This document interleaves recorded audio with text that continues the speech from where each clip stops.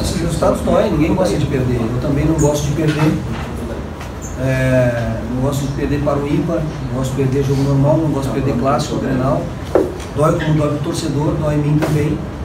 Mas eu tenho que seguir trabalhando, sabendo das convicções, do trabalho que está sendo feito. Então, certamente, derrotas doem, tem que doer mesmo. Não pode achar que as coisas se acomodar com as derrotas não. Só que são momentos, né, que vão passar também e que vão acontecer as vitórias, mas te respondendo claramente, certamente que derrotas doem. E não só em clássico, como também as outras derrotas, e eu acho que esse é o poder de indignação que a gente tem que ter, né, para começar a construir as vitórias. Odair, tua direita aqui, por favor. O Internacional na próxima quarta-feira ele joga pela sua dignidade, e a outra, por que o Internacional voltou tão mal para o segundo tempo? O Internacional joga para buscar a vitória, como veio aqui nesse jogo buscar a vitória, não conseguiu, jogou um bom primeiro tempo, criou situações de gols, não conseguiu concluir, não conseguiu fazer o gol. No segundo tempo iniciamos um pouquinho abaixo do que vínhamos fazendo no primeiro tempo. Eu acho que o gol aos 48 e meio fere um pouco, né? Porque tu tá fazendo um bom primeiro tempo, em termos de organização defensiva, fechar os espaços, tirando os espaços do jogo entre linhas do Grêmio, não dando chances para o Grêmio criar situações de gol. Você cria situações de gol para fazer os gols, e aí aos 48 e meio você tomou o gol. Certamente você veio um pouco sentido com o intervalo. A gente tentou reanimar, não só porque eu acho que em termos táticos a gente foi bem, em termos de posicionamento a gente foi bem no primeiro tempo, a não ser no momento do gol, que deu uma vacilada um pouco, mas aí a parte anímica abala um pouco. Porque no segundo tempo a gente tentou reanimar para voltar concentrado. O Grêmio conseguiu uma pressão inicial ali, principalmente tendo as situações dos escanteios. Mas a chance, o segundo gol, onde acaba trazendo a maior dificuldade, foi um gol de falta do Jael, né? Então, não é só a parte anímica ali, eu acho que da parte no final do primeiro tempo tomar aquele gol, acho que trouxe a gente para o início do segundo tempo um pouquinho mais abaixo do que a gente fez no primeiro, e aquilo acabou gerando mais pressão do Grêmio, né?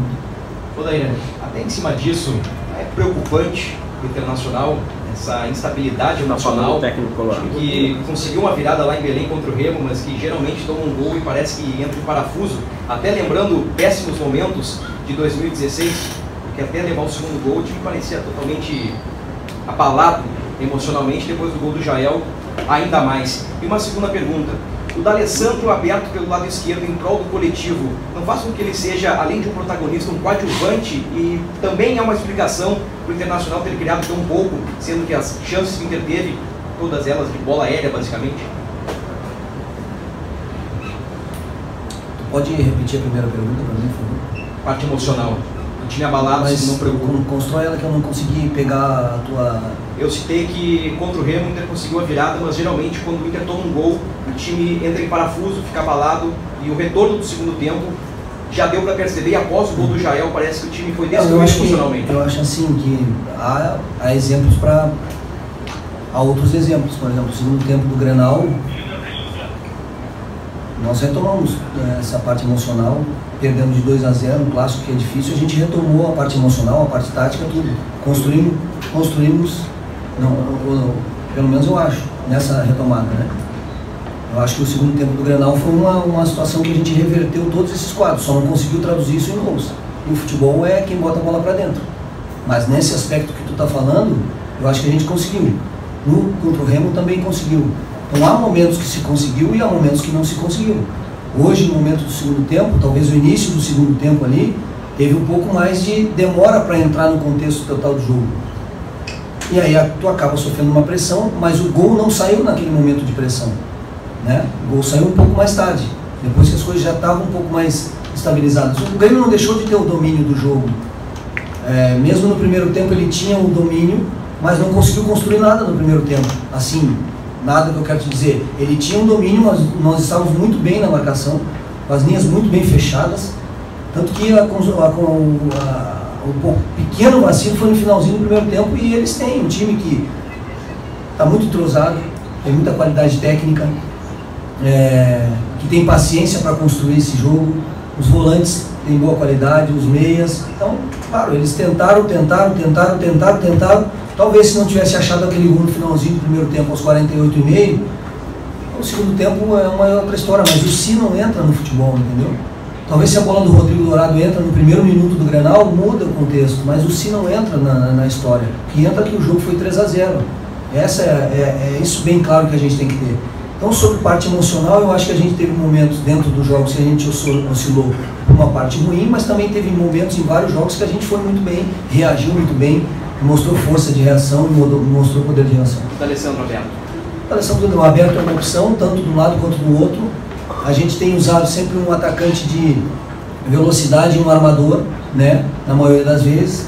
Também a gente tem que lembrar que desde o início do ano a gente tem trabalhado uma ideia de jogo, ela vem evoluiu, e a gente perdeu também jogadores importantes nesse processo, né?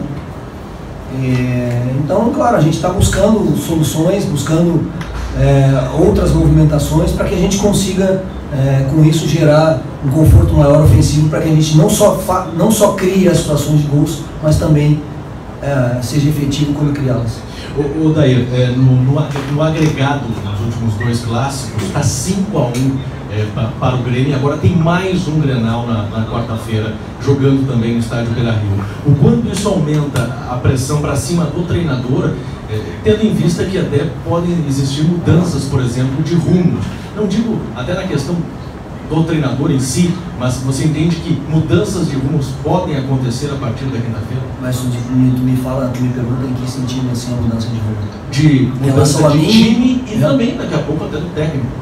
Eu penso assim, ó, quarta-feira tem um clássico, mais um clássico. Nós perdemos 2 clássicos.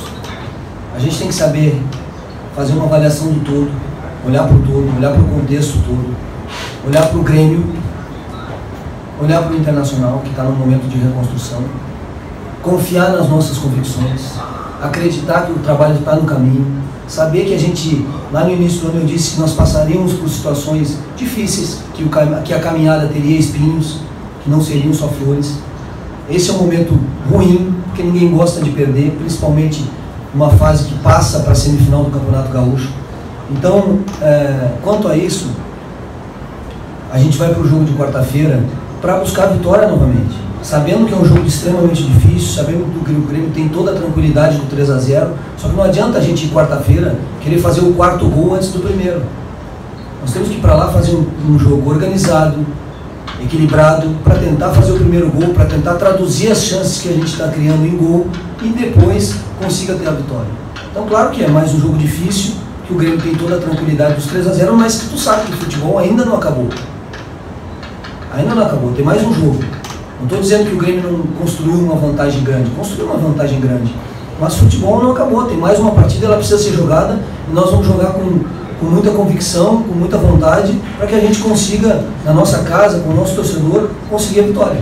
Aí, quanto essa vitória vai ser, ou como vai ser, depois a gente vai ver, mas a gente precisa entrar consciente que precisa ganhar o jogo, precisa enfrentar o clássico com muita força para ganhar o jogo, ganhar a partida, e aí vamos ver no final qual vai ser o placar disso, e no final quanto vai ser o placar do agregado. O Daí, você disse aí, mesmo que esteja doendo muito, ninguém quer perder Grenal, ainda mais por 3-0. Tem um outro lado de que o Inter veio com essa reconstrução, subiu para a Série A, vinha muito bem e bateu de frente com um time que está com vários títulos aí em pouco tempo, né? Competições internacionais, que saltaram inclusive pelo vice Roberto Melo. Esse ponto é bom até para avaliar que foi um grande teste, porque mesmo que o Inter não vá adiante no gauchão, tem competições importantes depois. O que fica disso aí? Fica que a gente tem que ter uma leitura sempre muito clara e transparente das coisas. O Grêmio é um time que foi campeão da Copa do Brasil, um time que foi campeão da Libertadores da América, um time que ganhou a Recopa agora, tem jogador convocado para a seleção brasileira, jogador vendido para o Barcelona. Então eles estão num momento iluminado. Então bem, essa fase está sendo deles, como o Internacional teve 8, 10 anos com o seu momento que vinha jogar ou ia para qualquer lugar disputar um Grenal e ganhava, entendeu? Então esse é um momento que o Grêmio está com uma equipe estruturada, tem um treinador há bastante tempo no cargo, com uma ideia de jogo bastante consolidada. A gente precisa ter essa clara evidência, saber da nossa reconstrução, saber que pegar esse primeiro tempo de jogo de hoje, pegar o segundo tempo do jogo, saber que é duro, ninguém quer perder, é difícil, é ruim, mas pegar as coisas boas para os próximos enfrentamentos desse tamanho, para a Copa do Brasil que a gente tem como objetivo, para o Campeonato Brasileiro. O trabalho é médio e longo prazo. As coisas só dão resultado. O Grêmio não foi construído, esse time do Grêmio não nasceu do nada. Ele nasceu de um trabalho, ele nasceu de uma construção. Ele nasceu de uma convicção, de um período de trabalho. Não foi assim, ó, com uma varinha mágica se balançou e esse time surgiu. Esse time surgiu de uma convicção, de um trabalho, de um segmento, de uma estrutura, de uma ideia de jogo, de um treinador há muito tempo, né? E é nisso que eu acredito, né? É nisso que nós temos que acreditar. Claro que é duro perder Grenal. Eu tô igual o torcedor, triste também, chateado, os jogadores também, entrar no vestiário chateado, tristes. É duro. E tem que ser duro mesmo, tem que doer. Para nós e para os colorados tem que doer, ninguém gosta e não vai gostar nunca. Agora tem que saber o caminho que está sendo traçado, o caminho que está sendo trabalhado e que, na minha opinião, na minha convicção, vai dar resultado. Porque nós estamos no caminho. É difícil depois de uma derrota dessa falar que nós estamos no caminho, mas estamos no caminho. Pode ter certeza disso. Odair, no centro.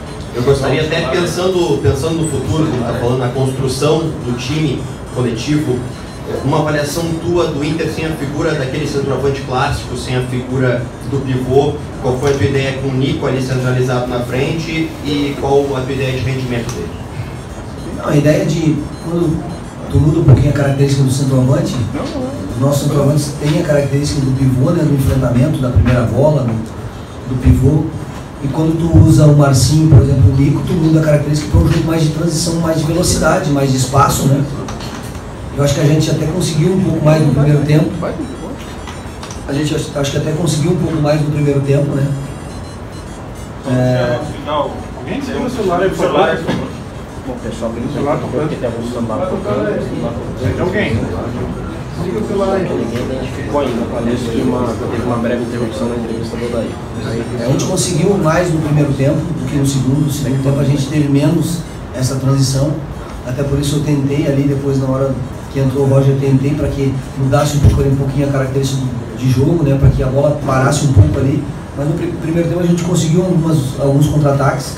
O escanteio da chance do gol do Rodrigo, a situação da bola do Patrick. Então, eu acho que fluiu para aquilo que a gente pensou, não com tantas situações de gols, mas tentamos fazer esse jogo de fechar os espaços deles e tentar essa transição um pouquinho mais rápida, que aconteceu umas vezes e as outras vezes não. No segundo tempo acho que a gente diminuiu isso, não conseguiu, até a tentativa de colocar o Rossi e o Roger para que a gente pudesse parar um pouco a bola ali na frente, né, tirar um pouco esse domínio territorial do Grêmio, para que quando a gente recuperasse essa bola e a bola chegasse lá, ela parasse um pouco mais na frente e desse um descanso para a linha de defesa.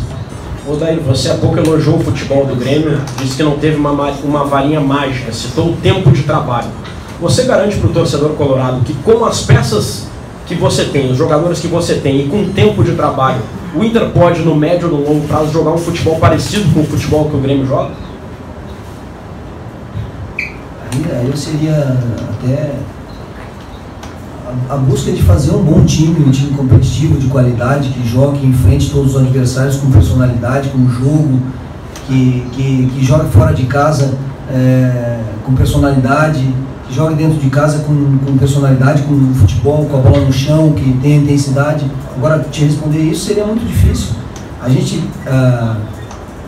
precisa, no primeiro momento, que todos voltem, todos os jogadores voltem, para que a gente possa, de novo, voltar a treinar esse time com outras variações, com mais opções. O grupo é um grupo de qualidade e a gente está sempre atento a essas situações. Qualquer situação que a gente tem possibilidade, a gente conversa com a direção está dando todo o respaldo, todo o apoio. Eu tenho certeza que a médio e longo prazo a gente vai conseguir os objetivos, entendeu? É seguir com essa linha de trabalho, seguir com essa qualidade de trabalho, que, claro, que é duro falar isso, é difícil falar num momento de derrota como esse, mas é nesses momentos que a gente tem dois caminhos para escolher. Agora, Ou é ter convicção, acreditar no trabalho, seguir em frente, né? Todos com o mesmo objetivo, sabendo que nós iríamos passar por esses momentos difíceis juntos, que ali na frente a gente vai conquistar as coisas. As interrupções, se começa tudo de novo, tudo tem que ter um início, um meio, um fim. Então, eu acredito que nós estamos no caminho. Não gostaríamos que tivesse acontecido essas derrotas. Aconteceu, nós temos o próximo jogo para conseguir a nossa vitória. E aí sim, ver o que vai acontecer na classificação e sentarmos para ou analisar a sequência da competição ou pensarmos no futuro. Você, Odair, teve uma estratégia de jogo para o primeiro clássico. No intervalo mudou a estratégia de jogo para o segundo tempo. Hoje veio aqui para a Arena praticamente com a mesma ideia de jogo do segundo tempo, com a diferença do atacante mais móvel, o Nico Lopes na vaga do Roger. Como é que é esse processo para ti de agora pensar provavelmente já numa terceira estratégia de jogo na quarta-feira, tendo em vista que é um clássico e tem 3-0 contra? A gente variou, né? Variou o sistema, tentando encontrar a melhor solução dentro do jogo no primeiro Grenal, que viu que as coisas não estavam acontecendo no primeiro tempo. A gente mudou o sistema e a característica dos jogadores nesse sistema e deu certo. Acho que a gente melhorou no segundo tempo, cresceu, evoluiu taticamente, tecnicamente. O time deu uma resposta muito boa e a gente tinha no meio da semana a Copa do Brasil. Não tínhamos tempo para treinar, porque tínhamos a Copa do Brasil. Então levamos todo mundo, porque a gente está levando a competição muito a sério. Não podíamos dar nenhuma chance para o azar nesse jogo da Copa do Brasil.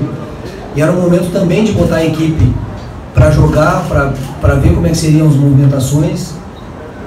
E a estratégia que fizemos no segundo tempo, em termos de sistema tático, teve a única mudança de característica do centroavante. Tiramos o cara da referência e botamos o jogador a mais de velocidade. E viemos e trouxemos esse pensamento e esse jogo do segundo tempo lá, do jogo do Cianorte, trouxemos aqui para a Arena, que deu certo no primeiro tempo, até os 48. Até os 48 deu certo. Aos 48 eles encontraram uma triangulação em posse, em passes de qualidade, encontraram o gol aos 48,5. E aí sim, aí no segundo tempo eles tiveram um domínio maior, situações maiores, a gente teve uma dificuldade maior de sair de trás. Acho que só a partir dos 15, 20 minutos. E eles estão iluminados. O Jael bate uma falta na gaveta, a bola entra, a gente cria uma situação com o Rodrigo, a bola não entra.